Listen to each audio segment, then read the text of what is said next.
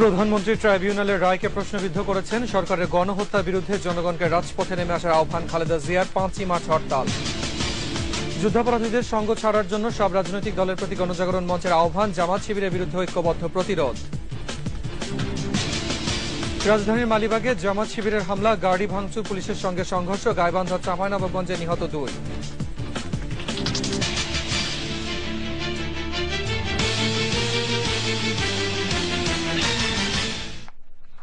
আসসালামু আলাইকুম, আমি মুজাহিদুল ইসলাম। আমন্ত্রণ জানাচ্ছি রাত 9টার 21 সংবাদে। শাহবাগের আন্দোলনে প্রধানমন্ত্রী শুধু সমর্থনই দেননি, সংসদে তাদের দাবির বিবেচনায় রায় দিতে বলে বিচার কাজকে প্রভাবিত করেছেন বলে অভিযোগ করেছেন বিএনপি চেয়ারপারসন বেগম খালেদা জিয়া। শুক্রবার দলের গুলশান কার্যালয়ে সংবাদ সম্মেলনে তিনি সরকারের নির্বিচারে গণহত্যা চালানোর প্রতিবাদে জনগণকে রাজপথে নেমে আসার আহ্বানও জানান। প্রতিবাদে 5ই মার্চ মঙ্গলবার হরতাল সহ নানা কর্মসূচি ঘোষণা করেন খালেদা জিয়া। মাহফুর রহমানকে সঙ্গে নিয়ে জসিম জুয়েলের রিপোর্ট। ও জাতীয় অর্থনীতিকে মানবতা বিরোধী অপরাধের অভিযোগে জামায়াত নেতা দেলোয়ার হোসেন সাঈদীর সর্বোচ্চ সাজা ফাঁসি হওয়ায় দেশে উদ্ভূত পরিস্থিতি নিয়ে সংবাদ সম্মেলন করে বিরোধী দলীয় নেতা বেগম খালেদা জিয়া। এ সময় তিনি অভিযোগ করেন, দেশের নিরীহ শান্তিপ্রিয় মানুষদের হত্যা করে দেশে গণহত্যা চালাচ্ছে সরকার। এই দেশে আবার চলছে পৈশাচিক গণহত্যা। পাখির মতো গুলি করে মানুষ হত্যা চলছে। গণহত্যার পৈশাচিক তাণ্ডবে মেতে উঠেছে সরকার। দেশ আজ এক ভয়াবহ সংকট। এমন ভয়ঙ্কর অবস্থা স্বাধীনতার পর আর কখনো সৃষ্টি হয়নি। গোটা জাতিকে আজ বিভক্ত করে ফেলা হয়েছে। এই সরকারের ঘৃণ্য ও গণবিরোধী কার্যকলাপের বিরুদ্ধে সচেতন ও সোচ্চার হওয়ার আহ্বান জানাচ্ছি। উদাত্ত আহ্বান জানাচ্ছি যে কোনো মূল্যে জাতীয় ঐক্য ও সংহতি বজায় রাখার জন্য। আমি দেশবাসীকে এই সংকটের মুহূর্তে রাজপথে নেমে আসার ডাক দিচ্ছি। শাহবাগের আন্দোলন নিয়ে প্রধানমন্ত্রীর অবস্থানেরও সমালোচনা করেন বিরোধী দলীয় নেতা। শাহবাগের বিক্ষোভ সমাবেশ থেকে প্রতিটি অভিযুক্তকে ফাঁসি দেওয়ার যে দাবি জানানো হয়, প্রধানমন্ত্রী সংসদে দাঁড়িয়ে তার প্রতি শুধু সমর্থনই ব্যক্ত করেননি, বরং ট্রাইব্যুনালের বিচারকদের প্রতি বিক্ষোভকারীদের দাবি বিবেচনায় রেখে রায় দেওয়ার আহ্বান জানান। এমন পরিস্থিতিতে ট্রাইব্যুনালের কোনো বিচারকের পক্ষেই স্বাধীন এবং নিরপেক্ষভাবে বিচার কার্য পরিচালনা কিংবা রায় দেয়া সম্ভব নয়। তাই এই ট্রাইব্যুনালের যে কোনো রায় এখন প্রশ্নবিদ্ধ হয়ে থাকবে। ধর্মপ্রাণ মানুষের আন্দোলন ভিন্ন খাতে প্রবাহিত করার জন্য সরকার পরিকল্পিতভাবে ধর্মীয় সংখ্যালঘুদের উপর আক্রমণ করছে। দেশের মানুষ ধর্মের উপর কোনো আঘাত সহ্য করবে না বলেও জানান তিনি। দেশের বিপুল সংখ্যাগরিষ্ঠ মানুষের ধর্ম পবিত্র ইসলাম এবং আমাদের মহান স্বাধীনতাকে আজ পরিকল্পিতভাবে প্রতিপক্ষ বানিয়ে মুখোমুখি দাঁড় করিয়ে দেয়া হয়েছে। কুচক্রী মহল মুক্তিযুদ্ধের চেতনা বাস্তবায়নের নামে পবিত্র ইসলাম, আল্লাহ রব্বুল আলামিন এবং মহানবী হযরত মুহাম্মদ মুস্তাফা সাল্লাল্লাহু আলাইহি সাল্লামের বিরুদ্ধে নোংরা কুৎসা রটনায় লিপ্ত হয়েছে। সরকারের শীর্ষ পর্যায় থেকে এইসব হত্যাকাণ্ডে তাদেরকে উৎসাহিত করা হচ্ছে। সরকারের পদত্যাগ দাবি করে বেগম জিয়া বলেন, জুলুম নির্যাতনের পথ বেছে নিলে রাজপথে সরকারের বিরুদ্ধে প্রতিরোধ গড়ে তোলা হবে। আগামীকাল শনিবার ঢাকার নয়াপল্টনে বিএনপির কেন্দ্রীয় কার্যালয়ের সামনে থেকে বিকাল 3টায় প্রতিবাদ মিছিল হবে। সরকারের দুর্নীতি, দুঃশাসন, নির্যাতন, নিপীড়ন ও গণহত্যার প্রতিবাদে আগামী 5ই মার্চ মঙ্গলবার সারা দেশে সকাল সন্ধ্যা সর্বাত্মক হরতাল পালনের জন্য আমি দেশবাসীর প্রতি উদাত্ত আহ্বান জানাচ্ছি। জনগণের শান্তিপূর্ণ প্রতিবাদ বিক্ষোভে কোনো বাধা সৃষ্টির চেষ্টা করবেন না। আমি বলবো, আর একটি গুলিও যেন চালানো না হয়। সংবাদ সম্মেলনে বিরোধী দলীয় নেতা দলমত নির্বিশেষে সবাইকে জাতীয় সংহতি রক্ষায় সজাগ থাকার আহ্বান জানান। জসিম জুয়েল, 21 টেলিভিশন, ঢাকা। জামাত শিবিরের অপতৎপরতা রুখতে আইন শৃঙ্খলা বাহিনীকে আরও শক্তিশালী ভূমিকা রাখার দাবি জানালো গণজাগরণ মঞ্চ। এছাড়া সব রাজনৈতিক দলকে যুদ্ধাপরাধীদের সঙ্গ ত্যাগেরও আহ্বান জানানো হয়েছে। বিকেলে শাহবাগের প্রজন্ম চত্বরের সমাবেশ থেকে আহ্বান জানানো হয়। সমাবেশে সাইদির ফাঁসির পর সারা দেশে জামাত শিবিরের তাণ্ডবেরও তীব্র নিন্দা করা হয়। তাপসী রাবেয়ার রিপোর্ট। সব যুদ্ধাপরাধীর ফাঁসি সহ 6 দফা দাবিতে বৃহস্পতিবার রাতেই ঘোষণা দেওয়া হয় শুক্রবারের সমাবেশের। এতে যোগ দিতে দুপুর থেকেই খণ্ড খণ্ড মিছিল নিয়ে প্রজন্ম চত্বরে আসতে থাকেন প্রতিবাদী জনতা। পরে জাতীয় সঙ্গীতের মধ্য দিয়ে শুরু হয় সমাবেশ।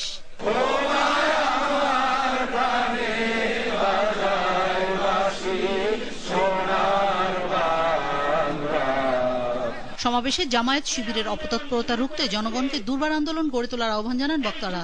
সরকারকে আমরা দৃঢ় কণ্ঠে বলতে চাই, আপনারা এই অপশক্তিদের দমন করুন। দেশের আইন শৃঙ্খলা বাহিনী দিয়ে কঠোর হস্তে দমন করুন এই অপশক্তিদের। জামায়াত শিবিরকে প্রশ্রয় না দেওয়ার আহ্বান জানিয়ে সব রাজনৈতিক দলকে যুদ্ধাপরাধীদের সঙ্গ ত্যাগ করারও ডাক দেওয়া হয়। বাংলাদেশের কোন রাজনৈতিক দল মুক্তিযুদ্ধের বিরোধিতাকারী কোন রাজনৈতিক সংগঠনের পাশে না দাঁড়ায়। সমাবেশে বক্তারা নিন্দা জানান গেল দুদিনের জামায়াত শিবিরের তাণ্ডবের। তারা বলেন, বিভ্রান্তের পথ ছেড়ে মুক্তিযুদ্ধের চেতনায় বাংলাদেশ গড়তে জামায়াত শিবিরের সঙ্গ ছাড়া উচিত তরুণদের। সেই সাম্প্রদায়িকতার অস্ত্র আজও তারা ব্যবহার করছে কিভাবে? জামাতের ওই হরতাল প্রত্যাখ্যান করেছি। আমরা জামাতের হরতালকে প্রতিরোধ করব। শনিবারে শিক্ষা প্রতিষ্ঠান সহ সকল স্তরে জাতীয় পতাকা উত্তোলন কর্মসূচি সফল করারও আহ্বান জানানো হয়। তাপসী রাবেয়া, একুশে টেলিভিশন, ঢাকা। রাজধানীর বিভিন্ন স্থানে হামলা ও সংঘর্ষের ঘটনা ঘটিয়েছে জামাত শিবির। মালিবাগ চৌধুরী পাড়ায় মিছিল থেকে বেশ কয়েকটি গাড়ি ভাঙচুর করলে পুলিশের সাথে সংঘর্ষে জড়িয়ে পড়ে তারা। মিরপুর এলাকায় মিছিল বের করার চেষ্টা করলে কয়েকজনকে আটক করে পুলিশ। বাইতুল মোকাররম এলাকায় নাশকতার আশঙ্কায় নেওয়া হয় ব্যাপক নিরাপত্তা ব্যবস্থা। আলী আহমদ, জুলহাস কবির, আসিফ সুমিতের সহায়তায় জাহিদ জনের রিপোর্ট। দেলোয়ার হোসেন সাইদির ফাঁসি রায়ের প্রতিবাদে জুমার নামাজের পরই মালিবাগ এলাকায় বিক্ষোভ মিছিল বের করে জামাত শিবির কর্মীরা। এ সময় মিছিল থেকে বেশ কয়েকটি গাড়ি ভাঙচুর করা হয়।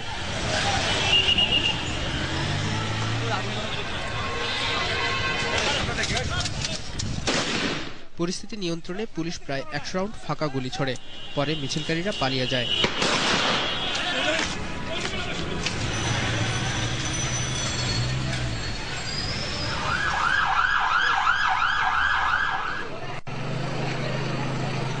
বাড্ডা এলাকায় স্থানীয় ছাত্রলীগ নেতার উপর ছাত্র শিবির কর্মীরা হামলা করে বলে অভিযোগ করা হয়।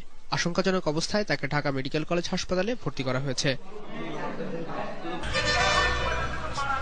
বাইতুল মোকাররম এলাকায় নাশকতার আশঙ্কা করা হলেও ঘটেনি কোনো অপ্রীতিকর ঘটনা। মসজিদে রাজনৈতিক কর্মকাণ্ডের বিষয়ে প্রশাসনের ভূমিকার প্রশংসা করেন মুসল্লিরা। ঢাকার পরিবেশ আজকে অন্য দিনের থেকে আজকে ভালোই লাগতেছে। নামাজ পড়তে আসি, যা হইব হইব। আমরা তো দেশের শান্তির জন্য সবাই করি, জনগণ সবাই চাই শান্তি, আমরা সবাই চাই রাজাকারের বিচার হোক। গত শুক্রবারে ভয় পাইছি, ঠিক আছে, তারপরে ভয় পেলেও নামাজ আদায় করতে হবে, এটাই জানি। মিরপুর 10 নম্বর গোলচত্বর এলাকায় জামাত শিবির কর্মীরা মিছিল বের করার চেষ্টা করলে বাধা দেয় পুলিশ। এ সময় কয়েকজন সন্দেহভাজন কর্মীকে আটক করা হয়। অন্যদিকে ব্লগারদের নাস্তিক ঘোষণা দিয়ে তাদের গ্রেফতারের দাবিতে কামরাঙ্গীরচর নুরিয়া ইসলামিয়া মাদ্রাসায় বিক্ষোভ সমাবেশ করেছে ইসলামী সমমনা দলগুলো। বাংলাদেশের তৌহিদি জনতাকে পাখির মতো গুলি করে শহীদ করা হয়েছে, প্রত্যেকের বিচার বাংলার জমিনে হবে। শাহবাগে আল্লাহ ও আল্লাহর রাসূলের বিরুদ্ধে কুৎসা রচনা করা হয়। ইসলাম জুলুম অত্যাচার করে টিকে নাই, ঠিক আছে। এদিকে নাশকতা এড়াতে রাজধানী জুড়ে রয়েছে পুলিশ, র্যাব ও বিজিবির কঠোর নজরদারি। কেউ যেন কোনো ধরনের কোনো সন্ত্রাসী কর্মকাণ্ড মসজিদ ভিত্তিক করতে না পারে, সে কারণেই আমাদের এই বাড়তি নিরাপত্তা ব্যবস্থা। জাহিদ জন, একুশে টেলিভিশন, ঢাকা। বৃহস্পতিবার সারা দেশে সহিংসতার পর আজও দেশের বিভিন্ন স্থানে হামলা, ভাঙচুর, অবরোধ, অগ্নিসংযোগ সহ তাণ্ডব চালাচ্ছে জামাত শিবির। এতে সারা দেশে থমথমে অবস্থা বিরাজ করছে। গাইবান্ধার সুন্দরগঞ্জ, চাঁপাইনবাবগঞ্জের শিবগঞ্জে জামাত শিবিরের সঙ্গে পুলিশের সংঘর্ষে নিহত হয়েছে 2 জন। চট্টগ্রাম, কক্সবাজার ও দিনাজপুর, রংপুর সড়ক অবরোধ করে জামাত শিবির। বিভিন্ন স্থানে 144 ধারা অব্যাহত রয়েছে। প্রতিনিধিদের সহায়তায় রিপোর্ট করছেন রত্না জামান। দেশ জুড়ে আজও সহিংস জামাত শিবির। জুমার নামাজের পর রাজশাহীর বিনোদপুর এলাকায় শিবির কর্মীরা মিছিল বের করলে পুলিশ বাধা দেয়, রাবার বুলেট, টিয়ারশেল ছোড়ে। শিবির কর্মীরা এ সময় কয়েকটি হাতবোমা বিস্ফোরণ ঘটায়। এতে 2 সাংবাদিক সহ অন্তত 20 জন আহত হয়। চট্টগ্রামের আন্দরকিল্লা জামে মসজিদ থেকে জামাত মিছিল বের করে চকবাজার এলাকায় দোকানপাট ভাঙচুর ও রাস্তা অবরোধ করে। এক পর্যায়ে পুলিশের সঙ্গে জামাত শিবির কর্মীদের সংঘর্ষ হলে 8 পুলিশ সহ 13 জন আহত হয়। নরসিংদীর ঘোড়াদিয়া এলাকায় জামাত শিবিরের নেতাকর্মীদের সঙ্গে পুলিশের ব্যাপক সংঘর্ষ হয়েছে। এ সময় পুলিশ টিয়ারশেল ও রাবার বুলেট ছুড়ে। সংঘর্ষে 10 পুলিশ সদস্য সহ আহত হয় 20 জন। আটক করা হয় 3 শিবির কর্মীকে। নোয়াখালীর চৌমুহনী, সোনাইমুড়ি সহ 3টি সড়ক অবরোধ করে বিক্ষোভ করে। উপজেলা পরিষদ ভবন সহ বেশ কয়েকটি গাড়ি ভাঙচুর করে তারা। বাধা দিলে পুলিশ বিজিবির সঙ্গে সংঘর্ষ শুরু হয়। দুপক্ষের মধ্যে গোলাগুলিতে আহত হয় 15 জন।